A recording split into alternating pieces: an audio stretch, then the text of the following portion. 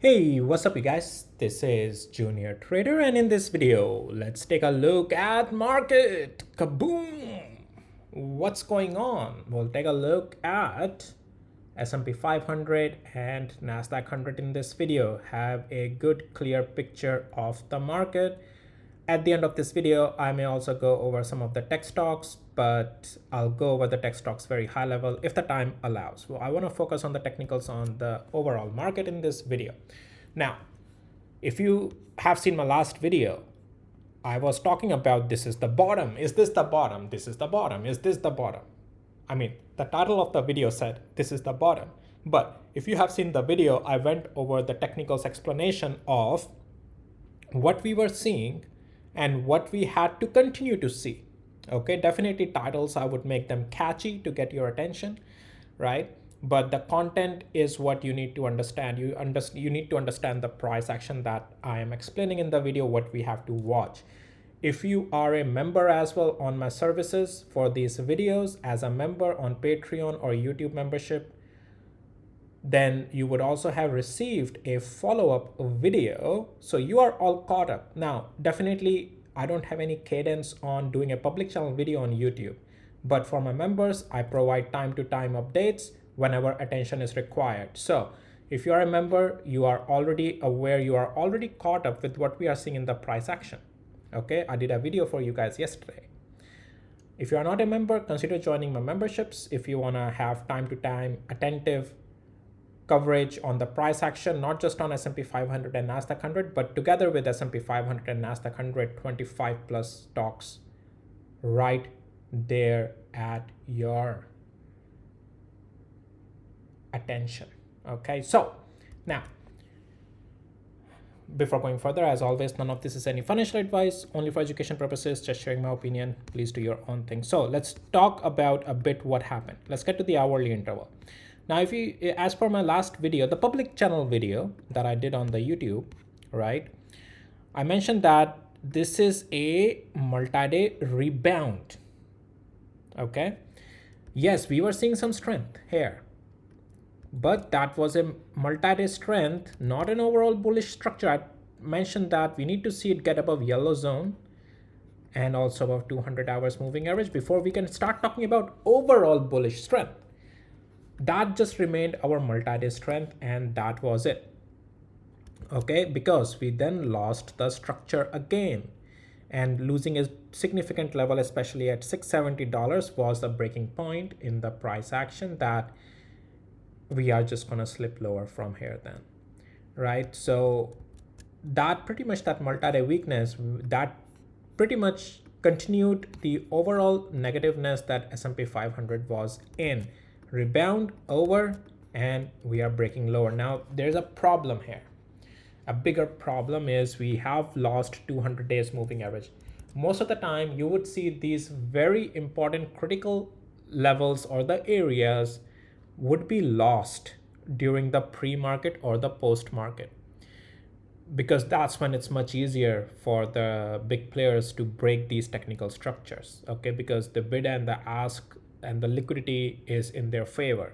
Okay, now, and you can see the retest is now rejecting at that zone as well today. Okay, retest is rejecting. So when you saw early on the green candles that came in, that wasn't your buy signal. Okay, yes, I know it's still going choppy sideways, but it's not going up. It's not your bullish trade, right? Overall structure is bearish. You are still, better off trading it negative side. When the things are choppy, it's better to do, call credit spread or put credit spread and those type of options, so that you are not literally trying to that, because then you don't have to worry about the momentum. And so anyways, the point is that S&P 500 has broken the structure here. Okay, well, structure overall was bearish already, and we have lost a major critical zone of 200 days moving average, and overall bearishness is continuing to the downside. Right now, S&P 500 doesn't have much signs of recovering here. If we have to start talking any bullish side on this thing, any bullish side, we'll have to get above 661. If 661 above we are not going, there is just no point in any bullishness. Okay, that's the zone we have to get above, this zone right over here, 661. Then only there is any possibility of upside. Otherwise, forget it, pack your bags, just see a sayonara to S&P 500 right now. Unless you are bearish or trading short, that's a different story. Again, I'm not gonna talk too much about every style of a trade in these videos. I'm here explaining you the price action. Definitely this zone is important, 652, but also at this point you have to remember, yes, this zone is important, but this zone, because overall structure is in the bearishness, this zone is not going to make it bullish. Okay, this zone may give it some bounce right now. The thing is that we'll have to get above 661 and 20 cents area before we can talk about any upside. As if we lose 651 slowly and slowly, as if it happens day after day on S&P 500, technically we are opening the doors to 615, my friends. Okay, definitely I would consider S&P 500 that's a great dip buying opportunity if you have been waiting. If you missed this move as well, that I told you this was a great buying opportunity for 78, I told you precisely. That's why I'm not getting rid of that blue box. That's my bragging rights. So anyhow, that's your S&P 500 here. Let's take a look at NASDAQ 100.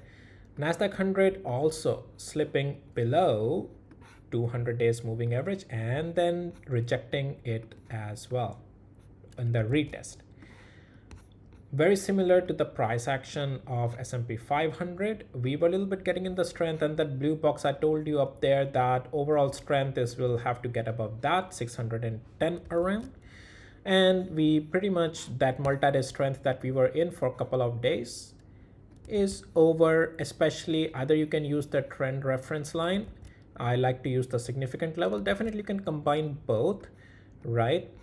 So for example, this was your reference line, and then together with that, the significant level is right over there. We did try to bounce at significant level. These levels are all automatically marked by my tools for you. If you need access to my tools, details are in the description of this video. I have 4 tools for you. Okay, 4 tools. If you are interested, check out the details in the description of this video. Members love these tools. Many members have been on my tools membership from the time I started this whole my channel and my tools. Okay, from more than around now 2 years, and I really am appreciative that those members have found value. Okay, if you want to be a better risk managed trader, you need to trade with the right tools, and I have the right tools. Okay, so NASDAQ 100 is going to remain weak. There is no point. To put it simply, you can at this point just use this zone, guys. Now see 594, we stay below it, we will remain just in the weakness. No point in any upside talking. Now definitely this is the zone 581. If we bounce here, please remember, just bouncing here is not going to turn it bullish. It's a good demand zone here, but we may see a bounce here. But the point is that 592 to 594, we will still be remaining in the overall negative structure. Now as if we lose 582, if we lose, not saying we're gonna definitely lose, if we lose, it's all about understanding the structure and trading the structure. Okay, and then stop loss on the other side of the structure. Now as we lose this 582 to 581, then the next demand zone is 536. Like 536 is a buy, no brainer on NASDAQ 100. At this point I would love to see market cool off. Okay, but anyways, so that's a little bit I want to talk about on S&P 500 and NASDAQ 100. Just to quickly show you, I won't talk these tech stocks in detail in these videos, guys. I talk with my members, but Tesla also cracking lower. Microsoft, again, all these updates though I provide to my members. Microsoft, I'm not too worried with this fall right now, but more detailed plan you will find on my Patreon for in my videos what I'm looking at Microsoft as. Apple also, I have talked with my members. They are aware about these trade plans on Apple as well. And yeah, Apple is today tried to a little bit go up, but then coming down because overall structure is negative. Meta, my members are all caught up on Meta as well. Okay, they are all aware about this price action, all aware about it. It's also cracking lower. Netflix, Also, right now a little bit cooling off, details you will find on my Patreon, but this was also a really good trade for us, like long-term trade as well as technical trade. That's why you're seeing some drawings here. I don't put drawings on all the trades that I do. I explain my price action to the members, but sometimes I put these things as well on the chart. Google is technically fine, and Amazon is working out just as how I told my members it's gonna work out.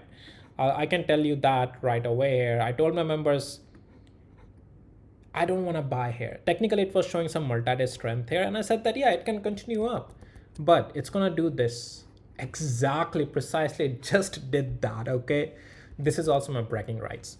Anyways, a lot of bragging rights I have. Anyways, I'm kidding.